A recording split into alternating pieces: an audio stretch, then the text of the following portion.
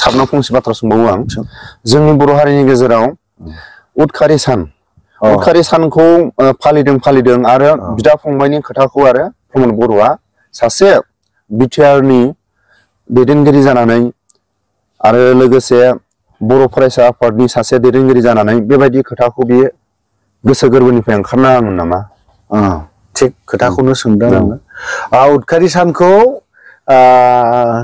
डाइरेक्टनो NDFB एक्स NDFB फोरखौ असनमान खालामदों आं बुंगोन बेखौ दिपेन बर' गाज्रि मोननानै लाब गैया आबसुनि मानसि दिपेन बर'आ गाज्रि मोननानै एकदम गाज्रि मोननानै लाब गैथ्रा खारन नोङो नोंसोरो नोंसोरनि सरकारानो प्रमद बर'आनो जोंनि एनडिएफबि खौ लाबोदों आरो दिपेन बर'आनो जोंनि एनडिएफबि खौ सावरायनाय टकआव जिरायहोनाय मानाय गासैखौबो बिसोरनो खालामदों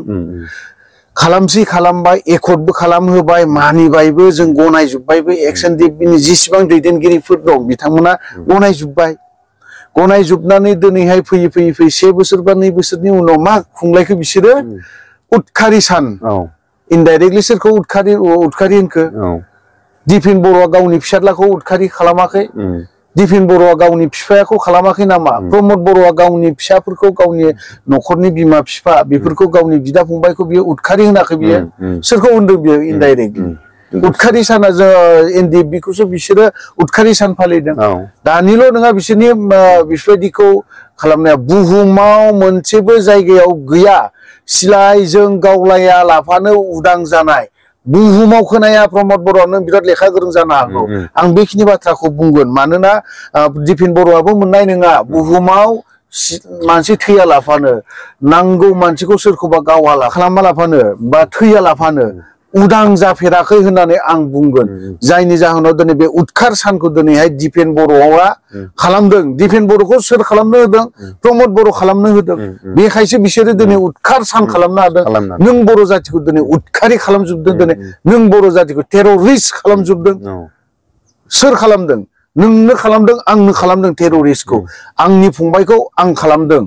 टेररिस्टआव खोख्लैदों आंनि फंबायखौनो आङो बिदि साननांगौ दिनै दिपेन बर'मोना आं आसा खालामगोन फैगौ बोसोरफोरावबो टेररिस्ट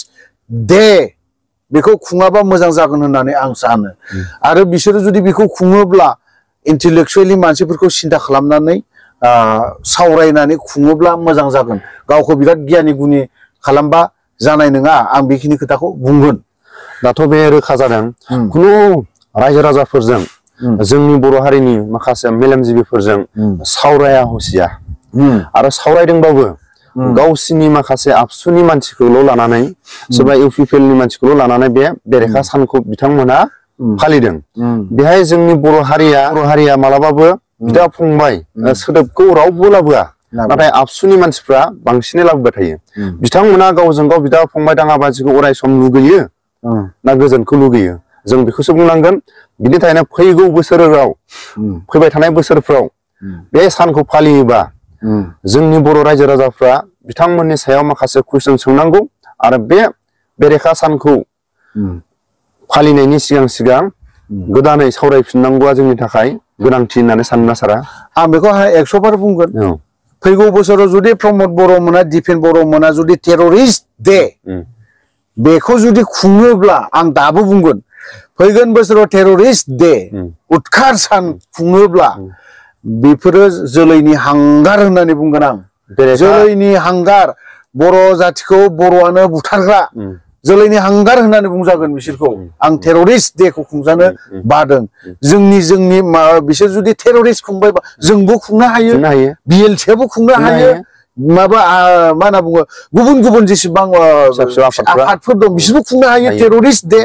दिनै आबसुआल' खुंनो हाथारबाय नामा बर'नि गेजेराव आबसुआनो गोरों गियानि गुनि सिन्थार जाबाय नामा बा बे हादोरनिफ्रायलाय गावनि जातिखौ टेररिस्ट उदखार सान खुंफेरनाय जाखो बेफोरलाय आं बिनि सायाव भिडिअ खालामदों हगारदों फैगौ बोसोराव आं दाबो बुंगोन टेररिस्ट डे उदखार सान जुदि खुङोब्ला दिपेन बर'आ साननानै ला आं बेखिनि बाथ्राखौ बुंगोन नाङा नोंनि ब्लेसिंजोंनो मिथिबाय दिपेन बर' नोंनि ब्लेसिं नाङा आं नोंखौ ब्लेसिंसो हरबावगोन आं नोंखौ आरो नोंखौ नांनायनि बारै बर' हारिनि उदां खालामनायनि बारै माखासे खोथाखौ आं बुंबावगोन नोंसोरखौ दिनै नोंसोर बायदिखौ जोङो टेररिस्ट डे खुङोब्ला जोंबो हायो जों एक्स एनडिबि इउनाइटेड फरामाबो खुंनो हायो UPPL खौ प्रमद बर'आनो खुंनो होदों बेखौ उदखार सानखौ बिनो खुंनो होदों सिलाय सावहोग्राया सोरमोन प्रमद बर'मोन बै समाव सावहोग्राया दंफांखौ सिलाय खालामबाय सावहोबाय उदखार दे खालामग्राया प्रमद बर' आमोलनिफ्रायनो जादों दा बारासो खोथा बुंनाय जालाय लांदों बेफोरखौबो जोंबो खालामनो हायो एक्स एनडिबि इउनाइटेड फराम हिसाबै जोंबो खालामनो हायो जों खिन्थु खालामा मानो खालामनो बेफोरखौ लाबोयोब्ला बेफोरखौ जुदि खुङोब्ला आंबो नोंनि सायाव जुदि उदखार सान जुदि खुङोब्ला होनबा जों बर'नि खौसेथिया माहाय थाखो जों माखौ नांना मानि थाखाय नांदोंमोन जों हानि थाखाय नांदों ना गावबा गावनि थाखाय नांदों ना जों गावबा गाव पावार बेखौ लानो लुबैनानै थाखायसो जों नांदों जोंनि एनडिबिनि गिबिसिन बुथारग्रोग्रा माखासे हानजाया आबसुवानोमोन नाथाय एनडिबियासो बेरेखा सानखौ उदखार माखासे सानखौ एनडिबियासो फालिनो हानाय लामा दंमोन नाथाय एनडिबिनि गिबिसिन बुथारग्रा माखासे मानसियासो उल्थायै आबसुनि दैदेनगिरिफ्रा मा साननानै नाथाय माखासे मेलेमजिबिफ्रा बुंदों जोबथे साइलाव थानायफोरनि बिथांमोननिसो माखासे बेरेखा खामानि मावनो थाखाय बे उदखारि सानखौ फालिनाय जादों अब्ला दिनै प्रमद बर' आरो आबसुआ एनडिबिनि गोजोन सावरायलायनाय आरो बे एकर्डखौ मोजांखौ आरो उननि समखौ लुबैयाखै नामा बेबायदिनो बर' हारिया आवगायलांबाय थानांगौ दावहानि लामायाव जेरैबायदि जों नुबाय जारिमिनाव जवाहरलाल सारा सुभाष चन्द्र बसुनि माखासे जारिमिनजोंसो एसे गोरोबनाय जों नुदों नामा गोबां दावहा नांबाय इन्डियानि थाखाय सोरबाया दिनै थखन थुनानै माखासे माबाखौ लाबोनो नाम जाबाय थिग बिदि जादों नामा सार नों जाखिनि बाथ्रा बुंदों बे थिगानो जाहैदों बाथ्राया दिनैहाय सल' फिसा फिसा सल'खौ जोंनि बर' रायजो राजाफ्रा फरायनो मोनबोदों क्लास 1 क्लास 2 बै समावहाय जि जायगायाव अमाया हालहैनाय बे खोथाया आंनिल' नङा जेरावहाय हालहैदों अमाया उरहैनानै ओंखाम मोनजानो गोनाङावहाय सैमा गादेरनानै सैमायासो उल्था हालहैदों होनना बुंना लाहैनाय सेम बेफोरबायदिखौ जाहैदों क्षमा खालाम बर' रायजो राजाफोरनाव आं बेखिनि बाथ्रा सल'नि खोथाखौ रिजायना बुंनाया दिनै रन्जन दैमारिनि बेलायावहाय बिथांमोना ओरैबायदि क्रेडिटखौ लानो लुबैबाय थायो दाबो आंना दुखुआ दाबो बावहायनो दङ रन्जन दैमारि सारखौ बरननांगौ होननानै बुंलायबाय थायो आंबो बुङो नोंबो बुङो बयबो बुङो बरनगोन जों माब्ला मानो बरननो हाया मा जाहोन दं जों बै समाव नांनाय थैनाय माबानायफोरखौ जोङो दिनै ज्राब दोनथ'दों एजे बर' जाथिनि खाथिराव सोरबा साथि बा जों आंबो भुल मावदों नोंथाङाबो मावदों सोरबा दिपेनाबो मावदों प्रमदाबो मावदों हाग्रामायाबो मावदों सोरबा चन्दन खाम्फा बिथांमोनाबो मावदों भुल बिथांमोना भुल मावनायखौ गाव बिथांमोना नुवा दिपेन बर'आबो मावदों भुल प्रमद बर'आबो मावदों गबिन्द बसुमतारियाबो मावदों खिन्थु बिथांमोना बर'नि जाथिनि खाथिराव बर' बिमानि गाबनायनि खाथिराव दिनै रन्जन दैमारिनि फारसे 1 घन्टा मानो सानफेरा मोजां खोथा मानो रायजो राजानो मानो मेसेज होफिननो नागिराखै बिनि खेथ्रआवहाय बयबो लुबैयो हाग्रामायाबो दिनै पावारखौ लुबैदों प्रमद बर'आबो आंनि पावारा बायसिगोन नामा बे पावारखौ नेलायगासिनो दङ बिसोरो हाग्रामाया लुबैदों आं पावाराव थांसिगोन मोनसिगोन प्रमदा बुंदों आं बायसिगोन नामा खिन्थु बेफोरखौ दोनथ' बेफोर खोथाखौ दोनथ' जोंनि बर' बिमानि थरथिंसे मोदै गनायनि खाथिरावहाय जोंनि बर' आइजो सासे रेप खालामजानायनि खाथिरावहाय दिनै जोंनि बर' जोहोलावफोर गावथारजानायनि मुङावहाय दान्दिसे जों ज' जानानै बे जियालाव जेसेबांफोर दङ सोरबा ओरैहाय सेन्ट्रेल जेलनो सोरबा ओरैहाय गुबुन गुबुन जेलावहाय हाबनानै दङ बिसोरनि बारै एसे सानलाय एसे सानथ'लाय गावबा गावनि बेनिफिटखौ गावबा गावनि लाभालाभखौ साना लाफानो गावबा गाव पलिटिकेल पावारखौ साना लाफानो पलिटिकेलालाय मा गाबोन नोंखौ रायजो राजाया सासेखौबो जुदि मोजां मोनाबा बिपिएफआबो देरहाया इउपिपिएलआबो देरहाया मोननैबो हान्जाया देरहाया पलिटिकेल इउपिपिएलआलाय माथो मोजां मावदों बर' बिमानि थाखाय बर' बिफानि थाखाय बर' लाइमोननि थाखाय माथो मोजां मावदों बे बोसोरथामाव माथो मोजां मावखो दे बुं आं बेखौसो नांगौ आरो ओमफ्राय दे हाग्रामायाबोलाय माथो बबे बिथिङाव माखौ मावखो बिथाङा मावाखै नङा मावदों आं बुङाखै दे बिथाङा एबुलि जे गासैबो बिथिङावनो गाज्रि जुग खिन्थु आंनि मेगनावबो नुदों खामानि मावनायखौ हाग्रामानि आं 17 बोसोर नङा 15 बोसोराव बिथांमोनाबो मावदों खिन्थु बेफोरखौ जों दोनथ'नानै नों मावदों नों मावाखै नों उमुक लाबोदों बे उमुक लाबोआखै बेफोरखौ जालदाब दोनथ'नानै बर' बिमानि खाथिराव बा बर' रायजो राजानि खाथिरावहाय दिनै जोंनि बर'नि गेजेराव गोबां प्रब्लेम दं बे प्रब्लेमखौ दोनथ'नानै बे प्रब्लेमखौ एसे मोजां साननानै मोजां सावरायलायनानै माबोरै समाधान खालामनो हागोन एनडिएफबिनि गथ'फोरनि खोथा केसनि खोथा दिनै खैला मैलानिफ्राय सासे चिरां डिस्ट्रिक्टनिफ्राय सासे गथ' आंनावहाय जेब्ला नोंनि रुमाव थाङो अब्लाना आंनो फन हरदों आंनाव वारेन्ट फैबाय सार मा खालामगोन बेखिनि बाथ्रा सानदों दिनैसिमबो ओमफ्राय वारेन्टआ थांबाय थायो जे नोङो बहाय दं आं न'आवनो दं नोङो माबायाव फैयोबा बिजनि माबा थानायाव फैयोब्ला अफिसाव जोंनि माबायाव फैयोब्ला हामगौमोन होनना बुंबाय वारेन्ट फैगासिनो दङ बेखौ बोखांखायो अलरेडि दानखायो बेखौ होनबाय बेफोरनि खोथाखौ एसे सान राजाफ्रा गोनो गोथो जाबाय थादों गोदानै एक्स-एन-डि-बि फोरा मोनसे जायफोर डिआर नाब्ला सारनिफ्राय लानानै गासिबो सिनियर जुनियर बिथांमोनखौ उदां खालामनायनि थाखाय माखासे बिटिआर एकर्डनि दफा बायदि मावनो थाखाय माखासे गोदानै एक्स-एन-डि-बि फोरा मोनसे आफाद दाफुंदों बेबायदि समाव माखासे रायजो राजाफ्रा माखासे एनडिएफफोरनि गेजेराव माखासे गोनो गोथो जादों सोरबा बिबानगिरिफ्रा बै समाव इउपिपिएलनि जानानै सोरबा टिकेट लानाय सोरबाया सोरजोंबा रोखायै बिथांमोनहा ओंखारखानायमोन माखासे राजनितिकआव बेबायदि माखासे गोनो गोथो जादों बिनि थाखायनो गोनो गोथो जादोंब्ला बिथांमोननाव थांनानै अन केमेरायाव भिडिअ खालाय उननि समाव बिपिएफ हान्जाजों थांफिनगोन ना इउपिपिएलजों थांगोन ना जेरैबायदि बिबानखौ लानानै जोबथेसालियाव थानाय बिथांमोननि थाखाय माखासे खामानिखौ मावफुंलांगोन जोंनि बर' हारिनि माखासे बर' निउसफोरनि खाथियाव आङो खावलायो आरो बर' इउटुबारफोरखौ आं खावलायो बिनि सायाव एसे स्पष्ट एसे जोबथारना होगोन नामा सारा इउनाइटेड फराम अफ एक्स-एन-डि-बि माखासे बिबानगिरिफोरनि थाखाय गोनो गोथो जाबाय थादों जोंनि इउनाइटेड फराम अफ एक्स-एन-डि-बि एज आंबो सासे मेम्बार हिसाबै आं बुंगोन जोंनि इउनाइटेड फराम अफ एक्स-एन-डि-बिनि दैदेनगिरिफ्रा जा बुजिनानै दिनै बे आफाद बा नैबे जों गोदान मोनसे जोनोम होफिननाय इउनाइटेड फराम अफ एक्स-एन-डि-बि पार्सनेलि सोरबाया सोरखौबा जुदि सापर्ट खालामोबा बेखौ बुंनांगौ आंहा जेबो गैया खिन्थु इउनाइटेड फराम अफ एक्स-एन-डि-बि हिसाबै आं बेखौल' खावलायगोन जे जों जेरैबायदि दा गोदो जेरैबायदि गोख्रों गोरायै थादोंमोन ओंखायनो आङो जोंनि दैदेनगिरिफोर आं मेम्बार जानानै आं खावलायगोन जे रावबो पलिटिकेल हान्जाजों आंनि नुनायाव कयेकजन दैदेनगिरिफोरखौ बै समाव दिनैहाय बुंनो थाङोब्ला इउपिपिएलनि जानानै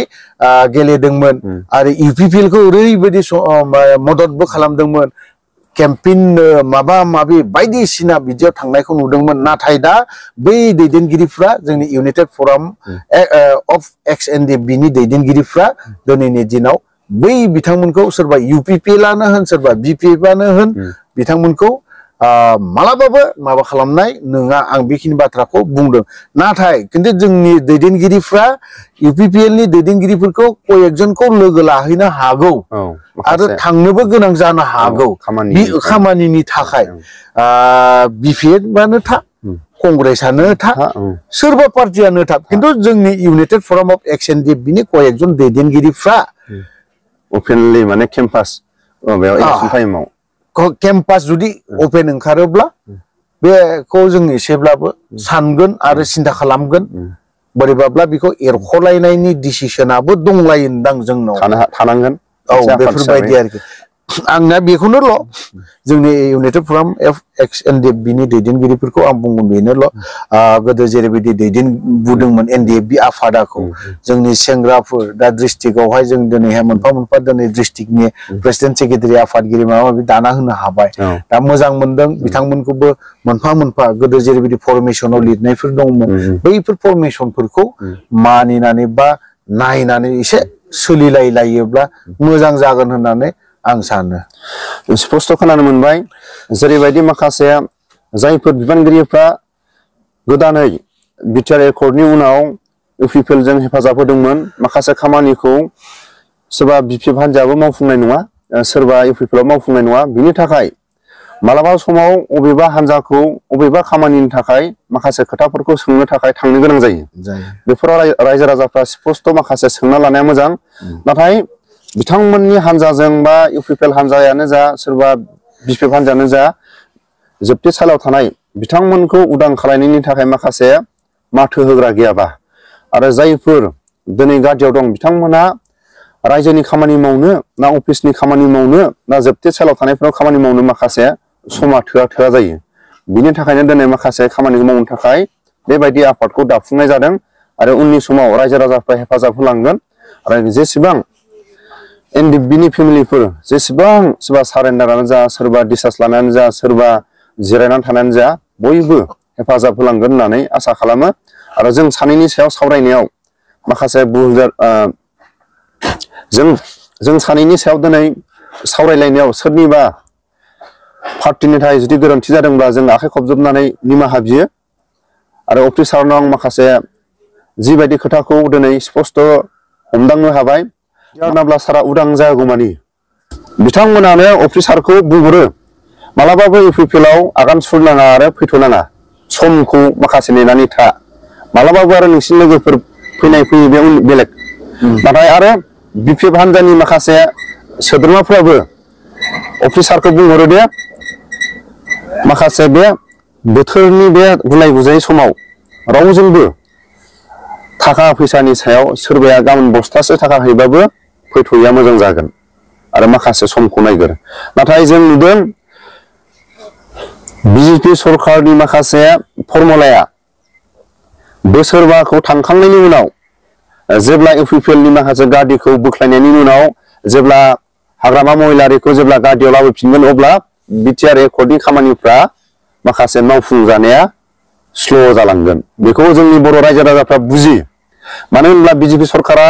गोनो गोथो खालायनानै गावजों गाव गुलाय गुजाय खालायनानै इउपिपिएल हान्जाखौ गादिनिफ्राय फज'नायनि माखासे लामाखौ लांगासिनो दं जोंनि बर' हारिया दिनै थोंजोङै नुखादों दा बिनि सायाव जेरै अफिसारा दहाय बुंखाबाय मालाबाबो थांनायाव गैया आरो मालाबाबो रावबो बायनानै लांनो हानायबो खेमथा गैया जोबथारनायाव फंसे बाथ्रा बुंबावो नामा सारा आं बेखौनो बुंगोन बर' रायजो राजाफोरखौ आं बेखौनो बुंगोन जे नोंथांमोना सार रन्जन दैमारिखौ जुदि फोथायोब्ला बा सार नाब्ला बिथांखौ जुदि बिश्वास बा अननाय दङब्ला माने रावबो पलिटिकेल हान्जाफोरखौ दा फोथाय आं बुंखायो बिपिएफआबो बिनो इउपिपिएलआबो बिनो ओंखायनो आं बुंदों जे रावबो पलिटिकेल हान्जाफोरखौ बर' रायजो राजाफ्रा दा फोथाय मानो होननानै बुङोब्ला फैगौ 2024 ना 2023 मोनसे इलेक्शन दंबावो बे इलेक्शनाव नोंथांनि गोनांथि आसि बिमानि भटखौ लांनो फैगासिनो दङ ओंखायनो नोंथांमोना सांग्रां जाना थानाया मोजां बेफोरबायदिनि फारसे जोंनि बर' रायजो राजानि गेजेराव बर' बिमाफोरा दिनैहाय गामियाव थाग्राफोरा सादा सिदा रावखौ थगायनो रोङा सिदा सिदा सानो बेसेराफोर अननोबो ओंखारलाय लाङो माब्लाबा बिथांमोनखौ ओरैबायदि खोथा बुंनानै ओरैबायदि बुंहोयो आयै आं मालाबा दुखुबो नाङो माने लाजिथावबो मोनो माने भट बिहैनायफोरा आरोखि दे माने बेफोरबायदि भट बिहैनायाव आं बेखौल' खावलायगोन रायजो राजाखौ जायफ्रा गामि ओनसोलनि बर' रायजो राजा बर' बिमा बिफाफोर दं नोंथांमोननि भटखौ लांनो फैगासिनो दङ ओंखायनो नोंथांमोना बेफोरनि फारसे सांग्रां जाना थानाया मोजां जागोन होननानै आं सानो बयनिसिमबो जोंनि गोरोन्थिफोर जादोंबा निमाहा मोनगोन होननानै बयनिसिमबो खुलुमना थाबाय आं बेखौल' बुंगोन आंनि जोबथारनायाव आंनि चेनेलखौ जायफ्रा फल' खालामनाय बिथांनि गहपुर बिआर चेनेल बिथांखौ चेनेलखौबो नोंथांमोना साबस्क्राइब आरो बा शेयार बा गासैनिबो शेयार खालामनानै होगोन होननानै आं सानो